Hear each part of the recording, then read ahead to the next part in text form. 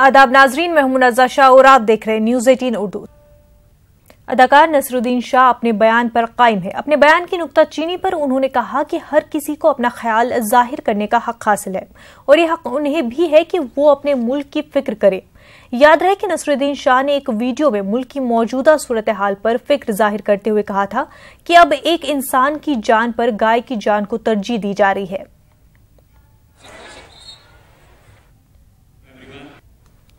एक चिंतित भारतवासी की हैसियत से मैं पहले भी कह चुका हूँ जी।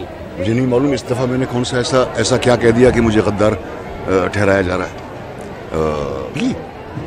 तो अगर उनको आलोचना करने का हक है तो मुझे भी है ना। मैं अपने मुल्क जिससे मैं प्यार करता हूँ, जो मेरा अपना घर है, मैं उसके बारे में बात कर रहा हूँ, अपनी फिक्र जाहिर कर रहा हूँ। इसमें कौन सा मैंने गुनाह किया? सोहराबुद्दीन एनकाउंटर मामले में मुंबई में सीबीआई की खसूसी अदालत ने अपना फैसला सुना दिया है। 13 साल बाद सीबीआई की खसूसी अदालत ने फैसला सुना दिया। नीश एमएम समेत 16 मुलजमीन पहले ही बरी हो चुके हैं। आज अदालत ने सभी 22 मुलजमीन को बरी कर दिया है। मुलजमीन में राजस्थान पुलिस के 3 अफसरान भी थे। कोर्ट ने यह माना कि सोहराबुद्दीन को गोली मारी गई थी, मगर उसके मुलजिम के पर कोई सबूत कोर्ट के सामने साबित नहीं हो पाया है। वहीं कोर्ट ने एनकाउंटर के गवाह तुलसीराम प्रजापति के एनकाउंटर को हकीकी करार दिया। कोर्ट ने यह माना कि कोर्ट ले जाते वक्त तुलसीराम भाग गया था और दूसरे दिन उसका एनकाउंटर हो गया था। सोहराबुद्दीन शेख को दहशतगर्द करार देकर उसका गुजरात के गांधीनगर में गुजरात पुलिस अफसरान ने नवंबर 2005 में एनकाउंटर कर दिया था।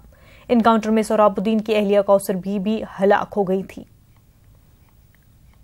सारे 22 मुलजिम जो थे आरोपी, कोर्ट ने सारे मुलजिमीन को बाइज्जत बरी कर दिया। All accused are acquitted. किसी के अगेंस्ट में कोई भी चार्ज प्रूव नहीं हुआ, सिद्ध नहीं हुआ। जहां तक सोहराबुद्दीन की हत्या का मामला है, कोर्ट ने ये माना है कि सोहराबुद्दीन की हत्या गोली लगने से हुई है, मगर सोहराबुद्दीन को जो गोली लगी थी वो कोर्ट के सामने मौजूद किसी आरोपी ने चलाई थी, या जिस हथियार से चलाया गया वो हथियार आरोपी को अलॉट था, ऐसा कोई पुरावा नहीं आया। तुलसीराम प्रजापति जो है वो बस में तीसरा व्यक्ति था जिसको एब्डक्ट किया गया था, वो भी कोर्ट के सामने सिद्ध नहीं हुआ। तुलसीराम के इनकाउंटर को कोर्ट ने जीनियन इनकाउंटर माना है। कोर्ट ने यह निर्णय दिया है कि तुलसीराम जो है उसको कस्टडी से ले जाते समय भाग गया था और दूसरे दिन जो है इनकाउंटर में मारा गया। ये डिफेंस की जो थ्योरी थी, कोर्ट ने इसको सही माना है। जहां तक कौसर बी का मामला है, इस संदर्भ में प्रोसिक्यूशन ने कोई पुरावा कोर्ट में पेश नहीं किया। जितने विटनेसेस प्रोसिक्यूशन ने एग्जामिन किए थे उसमें मटेरियल विटनेस जो थे हॉस्टाइल हो गए, जिसके लिए प्रोसिक्यूशन जिम्मेदार नहीं है, कोर्ट ने यह भी माना है। और सारे पुरावे 210 गवाह थे, इन सबको देखते हुए कोर्ट ने सारे 22 आरोपियों को इस मुकदमे से बरी कर दिया। बिहार में एनडीए हलीफों के दरमियान सीटों की तकसीम के मामले पर आज रामविलास पासवान और चिराग पासवान ने अरुण जेटली से मुलाकात की। जराये का कहना है कि सीटों के ताल्लुक से मफाहमत होगी और उसका ऐलान 1-2 रोज में कर दिया जाएगा। अरुण जेटली से मुलाकात के बाद एलजेपी लीडर का कहना है कि सीटों की तकसीम के मामले पर कोई नाराजगी नहीं है। आपकी नाराजगी दूर हुई क्या? आपने मुलाकात नाराजगी दूर हो गई? सही समय आने पर मैं बोलूंगा, अभी बातचीत चल रही है। सही समय आने पर मैं बोलूंगा, अभी बातचीत चल रही है। एलजेपी रुकने पार्लियामेंट रामचंद्र पासवान ने सीट शेयरिंग पर बयान दिया है। उन्होंने कहा कि सीट शेयरिंग को लेकर कोई नाराजगी नहीं है। इस सिलसिले में हमारे नुमाइंदे विनीत कुमार ने रामचंद्र पासवान से खास बातचीत की। कहीं कोई खींचतान नहीं है। देखिए, लोकतांत्रिक पार्टियां होती है, सब में बातचीत चल रही है। कल भी बातचीत हुई है, बातचीत जारी है और निश्चित रूप से बहुत जल्द ही सीटों के बारे में अंतिम फैसला हो जाएगा। तो सर, मेरा जिस तरह से एलजेपी ने 31 तारीख का जो उसके पहले ही सब हो जाएगा।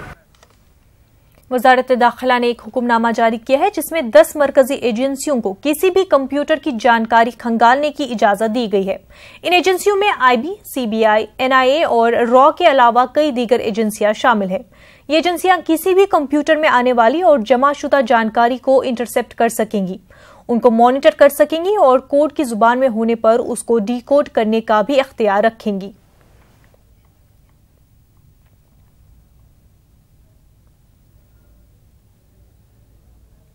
कॉन्स्टिट्यूशनल जो भी टेक्निकली और जो भी लीगली करेक्ट है वो डिसीजन मिनिस्ट्रीज करती हैं, सरकार करती है। लेकिन विपक्षी पार्टियां सवाल उठा रही हैं कि स्नूपिंग करने की देखो कोशिश की विपक्ष की तो आदत है सवाल उठाने का। अब उनके हर सवाल का जवाब दिया जाए ये जरूरी नहीं है। कंप्यूटर पर सरकार की नजर रखने के मामले पर ओपोजिशन ने सख्त रद्द-ए-अमल जाहिर किया है। ओपोजिशन लीडरों का कहना है कि ये शहरियों की निजी जिंदगी में मुदाखलत के मुतरादिफ है। उसके ताकत दे दी गई है, अधिकार दे दिया गया है कि देश के हर नागरिक पे निगाह रखें। हर नागरिक के जो भी है, चाहे वो लैपटॉप है, आईपैड है, कंप्यूटर है, उस पर कोई भी बात हो उसकी सब जानकारी ले, उसको मॉनिटर करे। सुप्रीम कोर्ट के आदेश का मौलिक अधिकार को माना है कि नहीं सुप्रीम कोर्ट ने? Right to privacy is the fundamental right according to the judgement of the Supreme Court. तो उसका हनन है ये, बिल्कुल उठाएं। कि आपको एक इस प्रकार के खतरनाक रास्ते पे ले जाया जा रहा है जहां जो आप सोचेंगे सोच भी नहीं पाएंगे, जो लिखना चाहते हैं लिख नहीं पाएंगे, और सर्वोच्च न्यायालय की मर्यादाओं और ऑब्जर्वेशन को ये तार तार करता है। ये 2.5 लोगों की सिंडिकेट न जाने कौन से और फैसले लेगी। लेकिन मैं रामगोपाल जी को उद्धृत करूंगा, 4 महीने इंतजार करिए, आप डिपार्चर लाउंज में बैठे हुए हैं वापसी के। इस देश की सत्ता में 2 जासूस बैठे हुए हैं जो हर घर की जासूसी करना चाहते हैं, सबके बेडरूम तक पहुंचना चाहते हैं, फोन टैप करना चाहते हैं, मैसेजेस पढ़ना चाहते हैं। और इस बात से एक गंभीर खतरा भी विपक्ष के नेताओं के लिए और जो इनके विरोधी हैं उनके लिए हो गया है। एनसीपी ने राम मंदिर मामले पर बीजेपी को तनकीद का निशाना बनाया है। पार्टी तर्जुमान प्रमोद दर ने कहा कि इक़्तिदार के हुसूल के लिए संघ परिवार किसी भी हद तक जा सकता है। उन्होंने मोदी हुकूमत को हर महाज पर नाकाम बताते हुए कहा कि मरकजी हुकूमत अवाम को गुमराह कर रही है। बात है, विपक्ष ने हमेशा हमेशा धार्मिक उन्माद के खिलाफ बात की है, हमेशा हिंदू मुस्लिम एकता की बात की है। और जब भी हम लोग जनता के बीच जाते हैं तो तमाम इस बात को नकारने का काम करते हैं और धार्मिक आंदोलन के खिलाफ बात करते हैं। और जहां जहां धर्म के आधार पर राजनीति करने की बात होती है, बिल्कुल कतई किसी को भी समर्थन देने का काम हम करते हैं, उल्टा डट के विरोध करने की राजनीति जहां तक हमारी पार्टी की सोच है, राष्ट्रवादी कांग्रेस पार्टी एनसीपी ने, माननीय पवार साहब ने हमेशा सेकुलर ताकतों को मदद की है, हमेशा सेकुलरिज्म का प्रचार किया है और समाज के तमाम घटकों को, चाहे मुसलमान हो, हिंदू हो, ईसाई हो, क्रिश्चियन, जो भी हो, तमाम तबकों को लेकर चलने की राजनीति राष्ट्रवादी कांग्रेस करती आई है। छत्तीसगढ़ के जिला बालूद बाजार में एक गौशाला में 40 मवेशियों की मौत हो गई है और कई जानवर बीमार हैं। देखिए रिपोर्ट।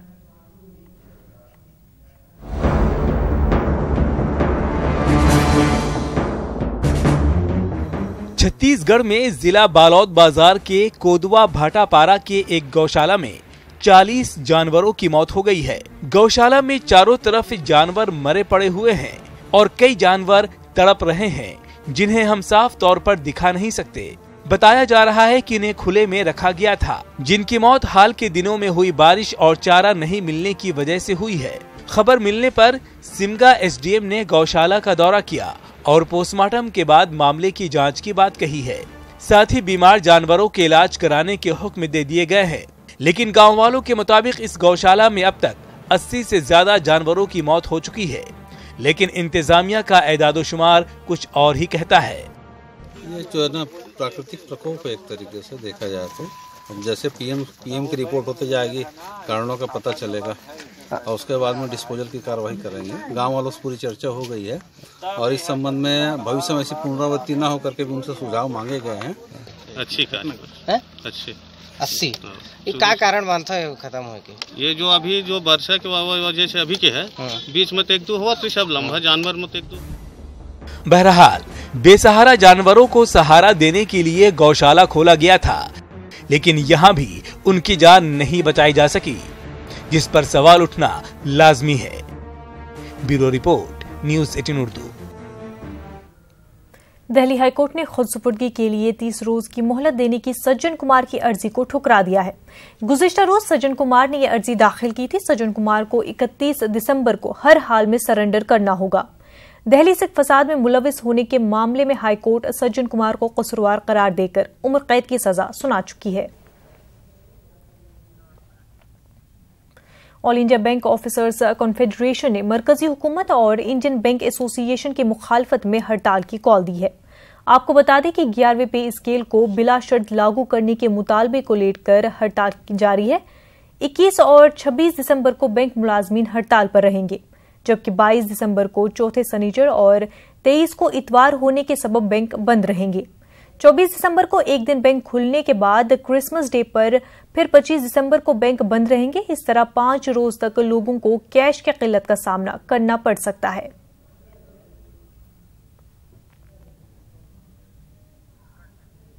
हुकूमत ने रवा माली साल में निजी शोबे के बैंकों के दोबारा सरमायाकारी के लिए तय रकम 65,000 करोड़ रुपए से बढ़ाकर 1,06,000 करोड़ रुपए करने की तजवीज पेश की है। इसके लिए रवा माली साल की बकिया रकम में शेयर से 41,000 करोड़ रुपए जमा किए जाएंगे।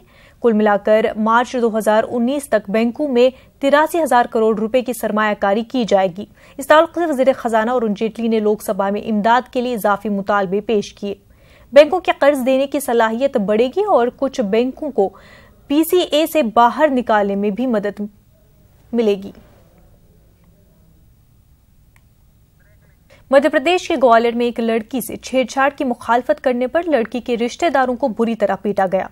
बदमाशों ने लड़की के मां बाप और भाई को लाठी डंडू से पीटा। मारपीट का वीडियो वायरल हुआ है। पुलिस ने वीडियो की बिना पर मामला दर्ज कर लिया है।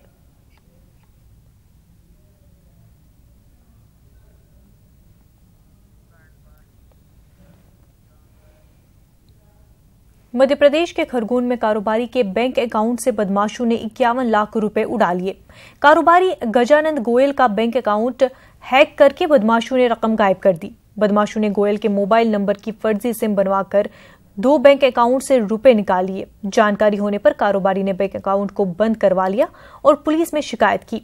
खरगोन पुलिस ने मामले की जांच शुरू कर दी है।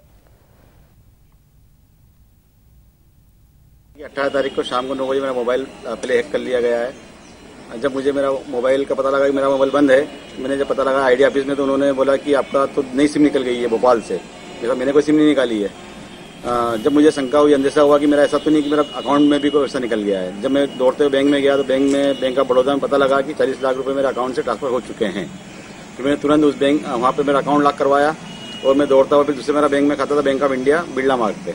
फिर मैं वहाँ पे गया तो वहाँ पे पता लगा कि मेरे 51 लाख रुपए मेरे खाते से वहाँ से जा चुके हैं। शिकायत आवेदन पत्र प्रस्तुत किया गया है, जिसके माध्यम से उन्होंने बताया कि उनकी सिम को बंद कराकर उनकी नाम की एक दूसरी सिम उसी नंबर की अलॉट कराई गई और फिर उसके माध्यम से उनके अकाउंट को हैक किया गया और उसमें से लगभग 91 लाख रुपए की हेराफेरी का एक प्रकरण सामने आया है। इसमें भी उनका कहना है कि 28 लाख रुपए उनके अकाउंट से जा चुके हैं। बाकी जो पैसा उस पर उनके द्वारा होल्ड बैंक के द्वारा लगवा दिया गया है। तो बाकी रकम तो अभी उनके अकाउंट में ही है, लेकिन 28 लाख रुपए उनके अकाउंट से हेराफेरी हो गई। इस संबंध में शिकायत आवेदन पत्र प्राप्त हुआ है। इसकी जांच थाना कोतवाली से कराई जा रही है और वस्तुस्थिति जिस प्रकार की आएगी उसका। मध्य प्रदेश के गुना में किसान खाद नहीं मिलने से नाराज हैं। किसानों का इल्जाम है कि खाद की कालाबाजारी हो रही है। देखिए रिपोर्ट।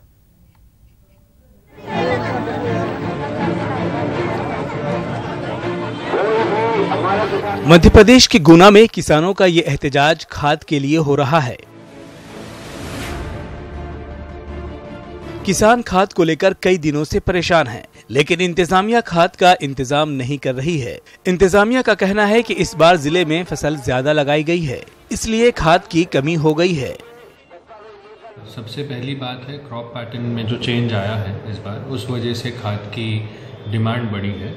पहले जो चने की उपज होती थी वो इस बार कम है, उस कारण से खाद चने में कम लगता था। इस बार जो अन्य फसलों का है बुनी हुई है उसमें खाद की डिमांड ज़्यादा है, उसी रीजन से बढ़ी है। कांग्रेस के राघवगढ़ के रुकन असेंबली जयवर्धन सिंह जिले में खाद की कमी को लेकर इंतजामिया को कई बार लेटर लिख चुके हैं। किसानों के साथ ही रुकन असेंबली का इल्जाम है कि जिले में खाद की कालाबाजारी हो रही है। उधर कलेक्टर साहब का कहना है कि ट्रांसपोर्टेशन की वजह से भी जिले में खाद कम पहुंच रहा है। अलॉन्ग विद दैट एनएफएल हमें बाय रोड सप्लाई करता है, अन्य जिलों में बाय रेक लगती है ट्रेन की। यहाँ पे क्योंकि रेक का जो मरम्मत हो रहा है, ट्रैक का मरम्मत हो रहा है, उसमें we can not let the train come in, उस वजह से हम लोग इसको चेंज कर रहे हैं। And that is the reason थोड़ी शॉर्टेज हुई है। किसानों को वक्त पर खाद नहीं मिलेगा तो फसल की पैदावार पर असर पड़ेगा। जिला इंतजामिया को जल्द से जल्द इन किसानों को खाद मुहैया कराना चाहिए, वरना किसान की मुश्किलें मजीद बढ़ सकती हैं। Bureau report, news 18 Urdu. वजारत खारजा ने पाकिस्तान के बानी मोहम्मद अली जिन्ना के मुंबई में वाक़ई जिन्ना हाउस को खरीदने का फैसला किया है। मलाबार हिल्स में वाक़ई जिन्ना हाउस को बैनुल-अक़वामी कल्चरल सेंटर में तब्दील किया जाएगा, जिसे बैनुल-अक़वामी वफूद के साथ मुलाकात के लिए इस्तेमाल किया जाएगा।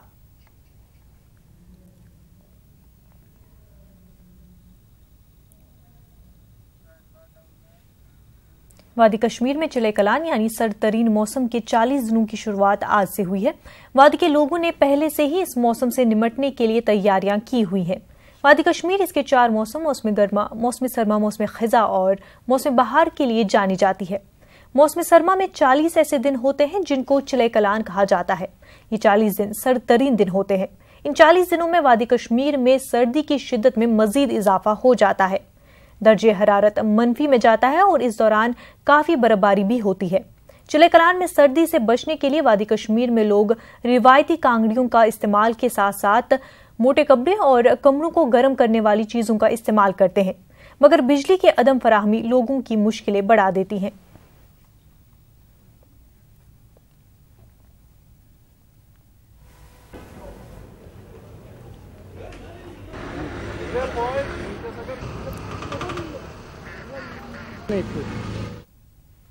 चीनी वजीर खारजा वांग यी आज से हिंदुस्तान के 4 रोजा दौरे पर हैं।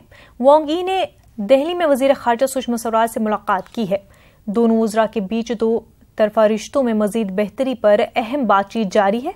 वाज़ेह है जून में पीएम मोदी और चीन के सदर शी जिनपिंग ने चीन हिंदुस्तान अवाम से अवाम मैकेनिज्म मुआहदे पर इत्तेफाक किया था और अब पहली बार इस मुआहदे पर आला सतही मीटिंग हो रही है। वांग यी हिंदुस्तान में 24 दिसंबर तक रहेंगे।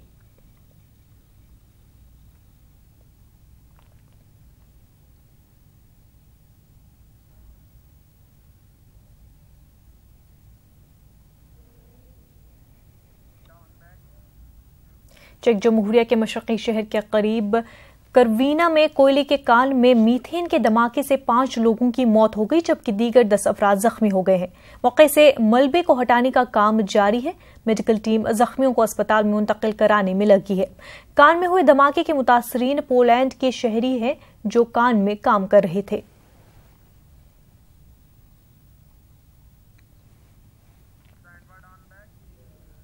सूडान में ब्रेड और तेल के दाम बढ़ने से लोगों में काफी गुस्सा है। इसकी मुखालफत में लोग सड़कों पर उतर आए हैं। एहतजाज और मुजाहिरों के दूसरे दिन हालात बेकाबू होने से दहशत मुखालिफ पुलिस को ताकतवर आंसू गैस का इस्तेमाल करना पड़ा। इस दौरान 8 लोगों की मौत हो गई है। बताया जा रहा है कि इस हफ्ते हुकूमत ने ब्रेड की कीमत 1 सूडानी पाउंड से बढ़ाकर 3 पाउंड कर दी है। बुध के दिन मुल्क भर में लोगों ने मुखालफत करना शुरू कर दी।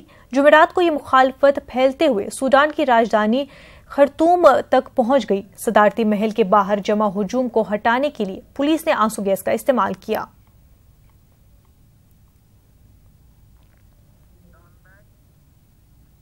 शाम से अमरीकी फौज की वापसी के डोनाल्ड ट्रंप के फैसले के एक दिन बाद अमरीकी वजीर दिफा जेम्स मेट्स ने ओहदे से इस्तीफा दे दिया है। जेम्स मेट्स ने कहा, सदर ट्रंप को हम ख्याल सेक्रेटरी दिफा रखने का हक हासिल है। पेश रिपोर्ट।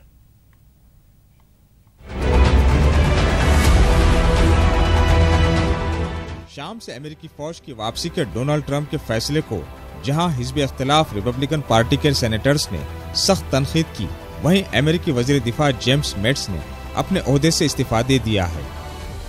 जेम्स मेट्स ने अपने इस्तीफे में लिखा है कि सदर ट्रंप को हम ख्याल सेक्रेटरी दिफा रखने का हक हासिल है और मेरे लिए बेहतर है कि मैं ओहदे से अलग हो जाऊं। जेम्स मेट्स के इस फैसले के बाद ट्रंप ने ऐलान किया है कि वजीर दिफा जेम्स मेट्स आइंदा साल फरवरी के आखिर में एजाज के साथ रिटायर्ड हो जाएंगे। डोनाल्ड ट्रंप ने ट्वीट किया कि जेम्स मेट्स ने इत्तेहादियों और दूसरे ममालिक को फौजी जिम्मेदारियों का हिस्सा अदा करने में मेरी बहुत मदद की थी। अमेरिकी सदर ने जेम्स मेट्स की जानशीन का नाम नहीं लिया, तहम उनका कहना था कि नए वजीर दिफा का ऐलान जल्द कर दिया जाएगा। शाम से फौजियों की वापसी के फैसले को अमेरिकी सदर की जमात रिपब्लिकन पार्टी के अहम सेनेटर्स ने इस फैसले पर खुलकर तनकीद की और इसे एक बुरी और बड़ी गलती और ईरान और रूस की फतेह करार दिया। बरतानिया ने भी सदर ट्रंप के उन अंदाजों पर सवाल उठाए हैं जिनके मुताबिक उनके ख्याल में दौलत इस्लामिया के शिद्दत पसंदों को शिकस्त हो चुकी है। सदर ट्रंप के इस फैसले को अमेरिका में हिज़्ब मुखालिफ और खुद उनकी जमात के सेनेटर्स की जानिब से शदीद तनकीद का सामना करना पड़ा। अमेरिका के साबिक सदारती उम्मीदवार मार्को एंटोनियो रूबियो ने इस फैसले को एक ऐसी बड़ी गलती करार दिया जिसके संगीन नताइज बरामद होंगे। उनका कहना था कि दौलत इस्लामिया को शिकस्त नहीं हुई है। Bureau report, news 18 Urdu. नाजरीन, इस वक्त एक बड़ी खबर उत्तराखंड से आ रही है। उत्तराखंड के रुद्रप्रयाग में 7 मजदूरों की मौत। सड़क की तामीर कर रहे मजदूरों की मलबे में दबने से हुई मौत। 4 धाम को जोड़ने के लिए सड़क की तामीर का काम चल रहा है। मरने वालों की तादाद में इजाफे का अंदेशा। नाज़रीन, आपको बता दें कि उत्तराखंड के रुद्रप्रयाग में 7 मजदूरों की मौत हो गई है। सड़क की तामीर कर रहे थे ये मजदूर की मलबे में दबने से उनकी मौत हो गई है। आपको बता दें कि 4 धाम को जोड़ने के लिए सड़क की तामीर का काम चल रहा था और उसी दौरान ये हादसा पेश आया है। मरने वालों की तादाद में इजाफे का अंदेशा किया जा रहा है।